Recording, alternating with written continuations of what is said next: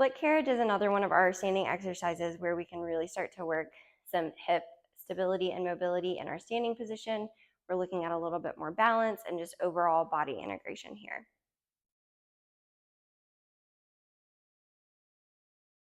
Spring wise is going to depend on what the focus is of the exercise, even more so with these variations than with some others. So lighter spring, a yellow or one blue, is going to be more inner thigh focused because the effort is on the pulling in of the carriage. Once you start getting heavier than that into a red and a yellow, maybe two reds or one green is about as high as you want to go with these.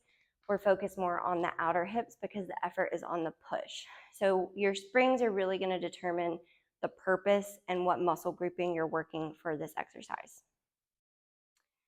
I'm going to start with the inner thigh variation. So I'm just on one blue spring.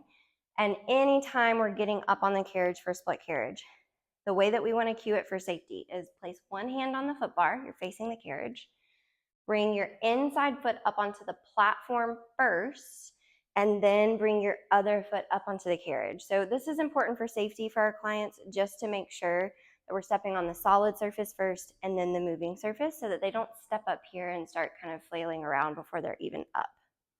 Once we're here, we want to make sure feet are hip distance apart, maybe a little wider, toes facing forward in our parallel position.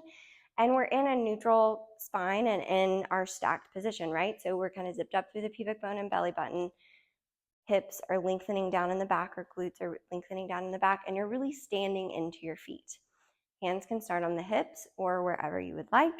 And we simply press the carriage out, only as far as you can control, and then zip back up through the inner thighs to pull the carriage back in. We're moving both legs equal distance from center. So both legs are pushing out and drawing back in. Now you can do the exact same exercise on a heavier spring to work the outer hips. So now I'm on a red spring.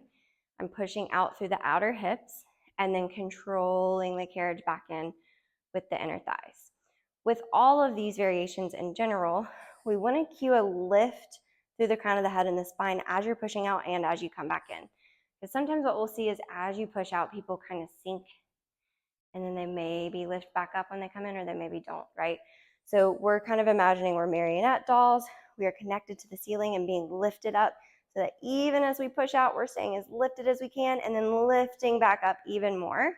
And that's where we can really start to find some trunk integration and stability work as we're moving the lower extremities as well.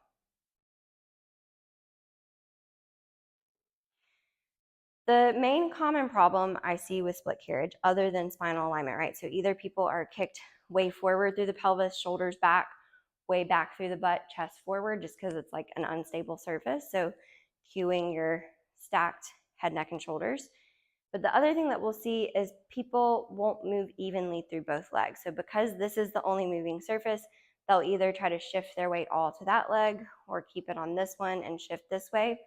So when we're doing just direct split carriage like this, we want to make sure that we're cueing, pushing out through both legs and pulling back in through both legs, keeping your weight equally distributed side to side. There's a lot of different variations that you can do here, right? We can be in a squat and keep the weight over the standing leg to move the inside leg in and out. We could be in a squat and keep the weight over the moving carriage leg and move with the standing leg. And we can start to combine those. So you can push to one leg and then back to the other. Push to one, back to the other. This one's usually called skater or sometimes skier, just depending on who you're referring to or who you're talking to. But focusing on either stabilizing with one leg and moving the other in both directions, or shifting the weight side to side through the legs.